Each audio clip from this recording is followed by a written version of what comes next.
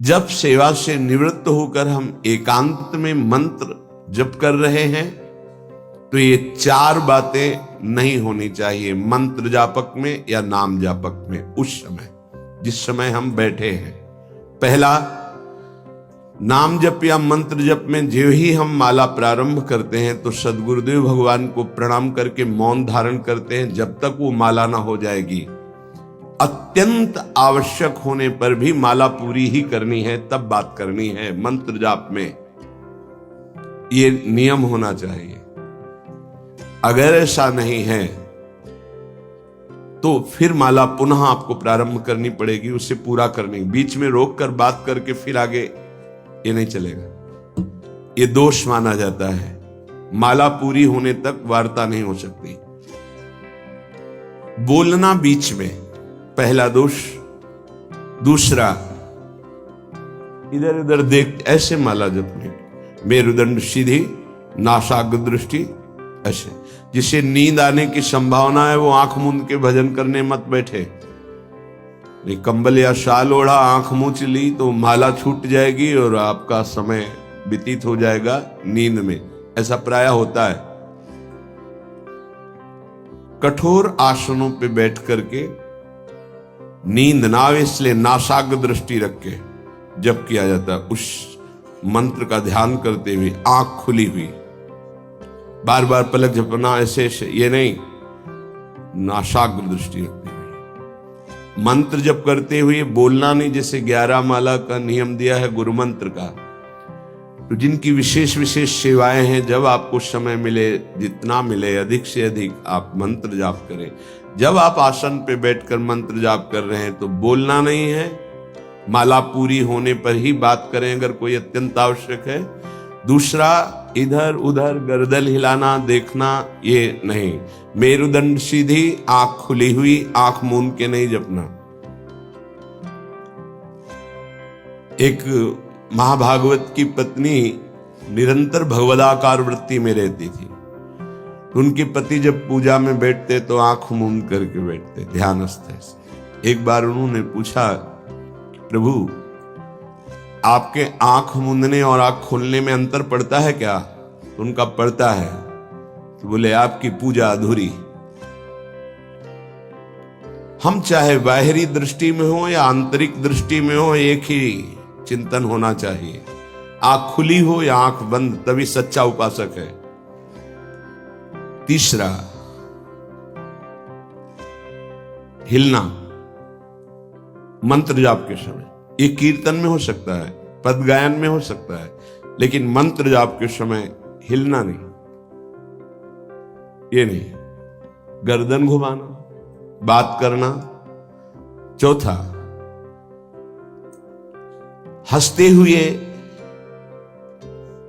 प्रपंच की वार्ता करना, हंसी मजाक चल रही, बोलना मतलब उत्तर देना। चौथे में जो हंसते हुए प्रपंच वार्ता करना।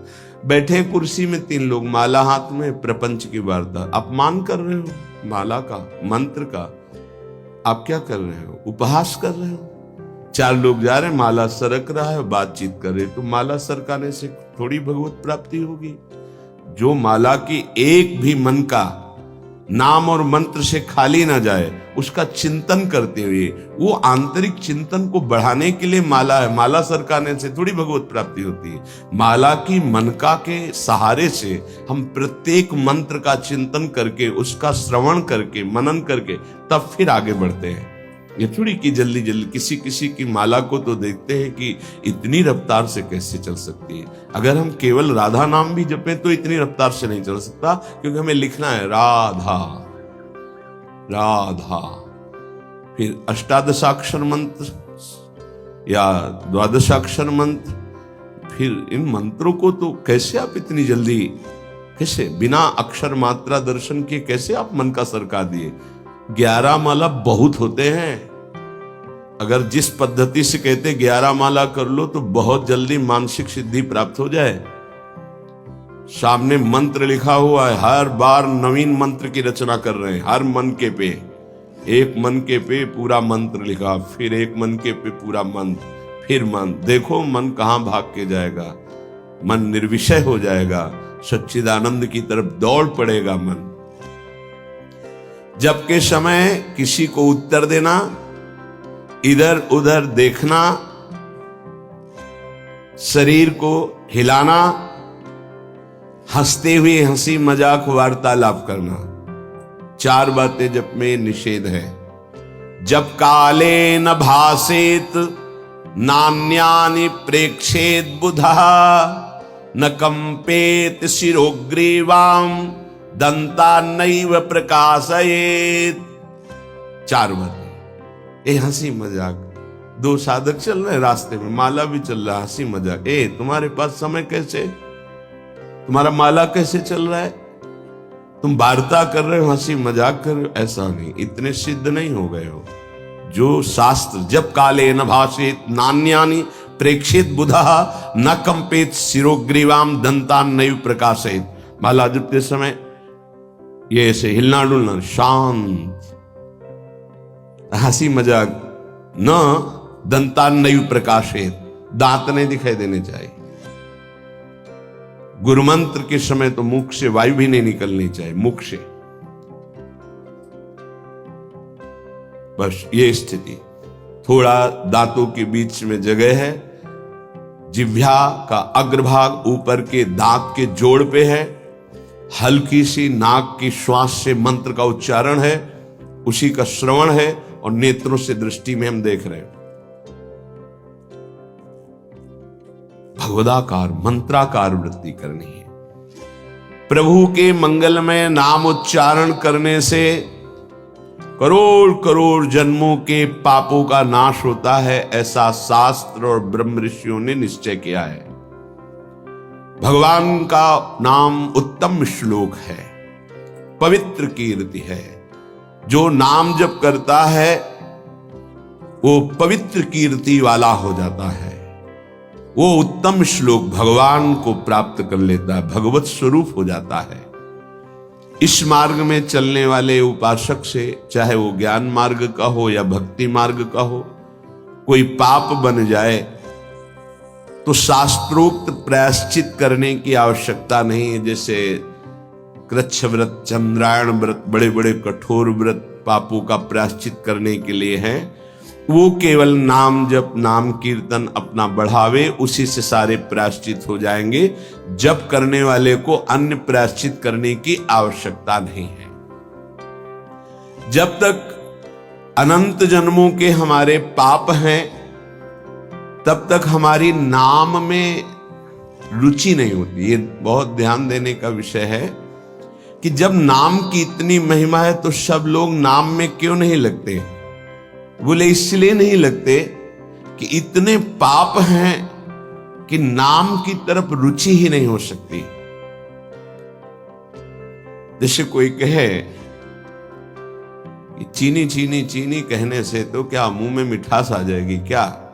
भोजन भोजन भोजन करने से क्या पेट भर जाएगा क्या? तो ऐसे ही कृष्ण कृष्ण राम राम राधा राधा करने से क्या राधा मिल जाएंगे क्या? बड़े तर्क होते ना दिमाग में। वो जड़ वस्तु है, वो न पहले थी न बाद में रहेगी, बीच में भी उसकी सत्ता नहीं है। नासतो विद्यते भाव। और जो भगवान को अधीन कर ले, भगवान से भी महान, जिसकी महिमा स्वयं भगवान नहीं वर्णन कर सकते। कहूं कहां लगी नाम बड़ाई, राम न सके नाम गुण गाई। वो इन भौतिक पदार्थों के नाम जैसा नहीं है, वो सच्चिदानंद है। स्वप्रधानमेव पुरुषोत्तम कीर्तनम पाप प्रध्वंसन हेतु। जो भगवान पुरुषोत्तम का नाम कीर्तन करता है, उसे अन्य साधन करे या न करे, प्रधान साधन नाम जप या नाम कीर्तन उसके सर्वस्व पाप का नाश कर देता है। किसी दूसरे प्रायश्चित के स्पर्श की भी आवश्यकता नहीं है। केवलमेव हरि कीर्तनम कृष्ण पापक्ष हेतु नान्य समुचितम नतरा मन्यांग भूतम। केवल नाम जप नाम कीर्तन संपूर्ण पाप और पाप प्रवृत्ति को विध्वंस कर देता है। अन्य किसी साधन के अंगभूत की आवश्यकता नहीं है। हो रहा है अच्छा, नहीं हो रहा तो चिंता की बात नहीं है। संपूर्ण पाप और पाप प्रवृत्ति का नाश करने के लिए केवलमेव हरि कीर्तनम, केवल भगवन नाम कीर्तन, भगवन नाम जप। नरक हेतु संस्कारः प्रायश्चित्त निर्वत्ते न सजाति योत्पादकः भक्त्या पुनरुभव विधोपीति भक्तेरे वात्यंतिक शुद्ध हेतुत्वम न कर्मणाम। जैसे निश्चित हो चुका है आपके पाप कर्म से बन चुके कि नरक जाना है, निश्चित हो चुका है, अब उसको मिटा सकता है तो केवल नाम जप मिटा सकता है, दूसरा कोई साधन नहीं। न कर्मणाम, कोई ऐसा कर्म नहीं कि तुमको रोक सके नरक जाने से, ऐसे आचरण बन गए। तो बोले नरक का हेतुभूत जो कर्म हुआ, जो पाप जमा हुए, उसमें भस्म करने के लिए और भी प्रायश्चित हो सकते हैं, लेकिन उसकी जो वासना है, जो संस्कार है, जो पाप प्रवृत्ति है, वो किसी में नष्ट करने की सामर्थ्य नहीं, किसी कर्म में, वो केवल नाम जप में है। नाम बड़े बड़े पापों को विध्वंस करके पाप की वासना, संस्कार, प्रवृत्ति का नाश कर देता है। संस्कार निवृत्त हो जाना है बहुत कठिन बात है, पाप निवृत्त होने के तो बहुत साधन बताए गए हैं। अतः एकमात्र नाम जप, नाम कीर्तन पाप प्रवृत्ति, पाप संस्कार, संस्कारों की निवृत्ति कर देता है। अत्यंत शुद्धि साधन मावृत्ति गुणकम कृष्ण कीर्तनम अत्यंत शुद्धिश्च सह वासनाभि पापानां परिचयः भविष्यद्भि पापैरनुपश्लेषः फलमावृतिः प्रारब्ध परिक्षये च युक्तमेवावृत्तोपेक्षणम्। यदि बार बार नाम की आवृत्ति की जाए, राधा राधा राधा राधा, बार बार श्री कृष्ण कीर्तन किया जाए, नाम जप किया जाए, तो किसी अन्य साधना से जो शुद्धि नहीं होती वो बहुत जल्दी ये नाम जप से, नाम कीर्तन से होती है। वासनाओं के साथ समस्त पापों का नाश हो जाना अत्यंत शुद्धि है। भविष्य में कभी किसी पाप का संपर्क जो भूल से, चूक से, कुसंग से, उपासक से बन जाता है, वो तत्काल भस्म हो जाता है। तत्काल इतनी भीषण जलन प्रायश्चित पैदा होती है कि उसके लिए नहीं कि अभी का पाप शाम तक भी टिक पाएगा, नहीं, तत्काल प्रायश्चित होता है। नाम जप से तत्काल ग्लानि, इतनी जलन क्यों, भस्म हो जाता है। और अगर उपासक चाहे तो प्रारब्ध का क्षय भी कर देगा। प्रारब्ध अर्थात जो शरीर भोग निश्चित हो चुका है, ऐसा न समझे कि नाम जापक भजन करने वाला प्रारब्ध क्षय नहीं कर सकता। हर रोग को नष्ट करने की सामर्थ्य है, पर वो अपने नाम जप की जो आवृत्ति कर रहा है, अव्यावृत भजना, बार बार नाम जप कर रहा है, वो आराध्य देव के विधान को जानकर सुखी होने वाला उपासक हो जाता है। पाप क्षय हुआ, पाप की प्रवृत्ति का नाश हुआ, आगे भूल चूक से पाप हो जाए उसका भस्म करने की सामर्थ्य उसमें, प्रारब्ध को क्षय करने की सामर्थ्य होते हुए भी भक्त अपने प्रारब्ध को क्यों भोगता है? क्योंकि वो उस भजन से अपने आराध्य देव को प्रसन्न देख करके, मन जहां है सावई मना कृष्ण पदारविंद, अब उसे प्रारब्ध कोई दुखद नहीं लगता, अपने स्वामी का मंगल विधान लगता है, वो उसे सहज में भोग लेता है। यदि चाहे तो उसे तत्काल भस्म कर दे प्रारब्ध को। आगे इसका वर्णन करते हैं। अप्रारब्ध प्राचीन पापक्षये सकृत कीर्तनमेव साधनमिति निरपवादम अन्नवचनानि संत्य अनंतानि।